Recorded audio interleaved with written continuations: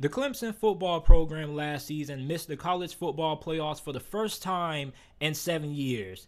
And all of a sudden, people are starting to say that they feel 2021 was the start of the fall of the Clemson Tigers football program. And it's really odd to me because even though Clemson had a down season, what college football program doesn't have a down year? I mean, they went 10-3. If 10-3 is considered your version of a down season, that's pretty good in my opinion. And not only did they manage to win 10 games last year, but Dabo Swinney did it for the 11th consecutive year. He deserves a lot of applause for that because it is incredibly hard in this day and age of college football to maintain success when it comes to recruiting, being able to deliver on high expectations year in and year out. Every program is prone to some down years. Alabama had a season not too long ago where they weren't in the college football playoffs. So every program is prone to having some years where they're not in a championship picture. That doesn't mean they're about to decline. You see, so many people are quick to hop on the bandwagon when it comes to somebody who's been extremely successful, and they start just to have a little slip up, and all of a sudden, oh, they're falling off. You guys don't know how many times in the last couple of years I've heard this is the end of the Alabama dynasty, just for them to turn around and win another national championship. You want another recent example? The Golden State Warriors. Many people thought that the Golden State Warriors were done. And look at them. In the year 2022, they are heading to another NBA Finals. They weren't there for a couple of seasons, but they're back. So when I look at Clemson, I have a lot of faith in Dabo Swinney. Dabo Swinney is the best players coach in college football, in my opinion. If there was a head coach that I could pick to play for, it would be Dabo. Dabo is extremely good at getting the most out of his players. He knows how to elevate his players by motivating them. And I like the way that he goes about uplifting his players. And if you're a Clemson fan, you know Dabo Swinney really loves being the underdog. He excels when he's able to preach that underdog mentality. And he hasn't been able to use that over the last couple of years because Clemson hasn't been the underdog. They've been the favorite, time in and time out. But going into the 2022 college football season, a lot of people are doubting this program. A lot of people are doubting Dabo Swinney. He lost two of his coordinators. Offensive coordinator Tony Elliot is now the head coach of Virginia, and longtime defensive coordinator Brent Venables is now the head coach of Oklahoma. However, he replaced those two guys with in-house hires. He kept it in the family. Wes Goodwin was promoted to defensive coordinator. Goodwin has been with the program for 10 years. He previously served as a defensive assistant, helping with defensive breakdowns and scouting the opponents. Brandon Streeter has been elevated to offensive coordinator. He previously served as Clemson's quarterback coach and passing game coordinator. He's been with the program for a very long time, and this isn't his first time calling plays. He was the offensive coordinator for Liberty from 2009 to 2011. During those years, from 2009 to 2010, Liberty was one of the best offenses in the FCS. They were averaging over 30 points per game. He also was the OC for Richmond, 2012 to 2014. In 2012, Richmond ranked 20th in passing yards per game, 21st in points per game. They were 7th in passing yards per game in 2013. In his final year with the Richmond Spiders, they were 19th in yards per game, and they had the 8th best passing attack that year. So for Streeter, this is somebody who is really good when it comes to developing quarterbacks. He helped develop Deshaun Watson, Kelly Bryant, and recently Trevor Lawrence. And Dabo Swinney's hoping that he can rekindle that same magic with DJ Uyongoly. DJ Uyongoly is coming off a really disappointing 2021 campaign. I was really shocked at how he performed last season because you go back to his freshman season when he had to come in for a couple of games and replace Trevor Lawrence, And the dude balled out. Last season, he only completed 55.6% of his passes through the ball for 2,246 passing yards, had 9 touchdowns and 10 interceptions. So you ask yourself, what happened to DJ Uyongoly? Well, he wasn't healthy last season. He was playing through a sprained PCL. He had torn tendons in his index finger on his throwing hand, by the way. I don't know why he was still out there starting, despite the fact that he wasn't fully 100%, but maybe Clemson didn't have any better options behind him. So for this season, he, in a recent interview or discussion, he said that he's nearing 100%. He feels really good, really healthy. He also has lost some weight. He came into the 2021 season at 260 pounds. This offseason, he's lost 20 to 25 pounds. He now weighs 240. So he's going to be lighter. It's going to help him maneuver inside the pocket better. And he's also going to be a little bit more dynamic when it comes to running the football. Now, if DJ Uyongoly struggles again, you have true freshman quarterback K. Kupnick, who was highly touted, and he also had a really good spring game. As a matter of fact, he outperformed DJ in this past year's spring game. We potentially could see a similar situation. Remember when Kelly Bryant wasn't playing all that great, and then Trevor Lawrence, one of the best, if not the best, high school quarterback recruit ever, he was behind him. And eventually Dabo Swinney made the change, and then the rest was history. We know what happened after that. So if K. Kupnick ends up pushing DJ Uyongoly in fall camp and he continues to struggle, we could see him take over. At running back, Will Shipley and Kobe Pace return. They pretty much carried this offense. They, in some cases, were the offense in certain games.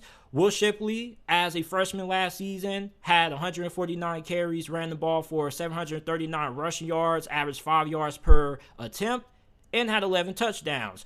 Kobe Pace, right behind him, had 641 rushing yards, averaged 6.2 yards per attempt, and had 6 touchdowns. So we know that the running back position isn't an area that Clemson fans should be concerned about. The biggest concern is going to be, is the offensive line going to improve? And will the wide receivers step up this year? When you look at wide receiver, leading wide receiver from last year, Justin Ross, has gone on to the NFL. He's currently with the Kansas City Chiefs at the moment. You have Joseph Nagata, who was the team's second leading receiver. He caught 23 receptions for a touchdown and had 438 receiving yards. He also averaged 19 yards per reception, and he's really solid when he's able to stay on the field. Key word, when he's able to stay on the field. Ever since his freshman year, he struggled to stay healthy. If he can stay healthy this year, it definitely will provide a big boost. This is a wide receiver room that has a lot of young and up-and-coming talent. There were a good amount of true freshmen last year who got significant playing time, such as Bo Collins. He's 6'3", 205 pounds. He caught 31 receptions for 407 receiving yards and had 3 touchdowns. I'm really high on him. He was pretty highly touted coming out of high school as well. And with him having a pretty good freshman campaign, imagine what he can do with an added offseason of development. He had a pretty good spring. I'm looking for him to continue that momentum going into fall camp. And he potentially could end up having a breakout season for Clemson. You also have Dekari Collins, who also got some playing time as a freshman last season. He's 6'4", 215 pounds.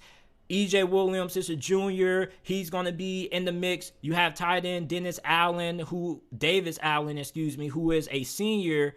He had 28 receptions, 208 receiving yards, and 3 touchdowns. And I'm hoping that he can be a little bit of a factor in the passing game this year compared to what his role was last season, because he probably is one of the better options that they have in this passing attack going into this season. So if you can give him around 60 targets maybe, he could end up being one of the better tight ends in this conference. I don't know about the offensive line play, to be honest with you. I don't know who's going to be starting. I was trying to research and dig into it, but wasn't really getting the answers that I wanted to.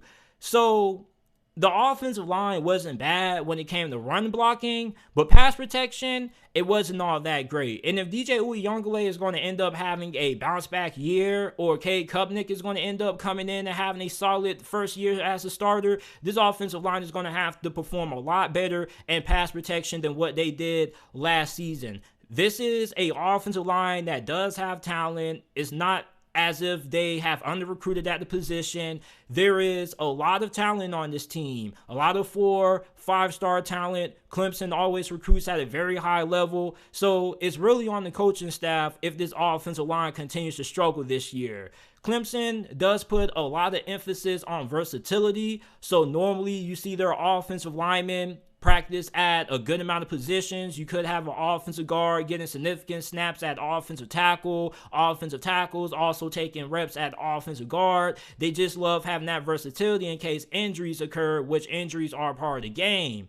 The defense, nobody should be too worried about. Even though Brent Venables did leave and this defense will suffer a little bit of a drop-off, they still should be no worse than top 20 in America, because this is still a extremely talented defense.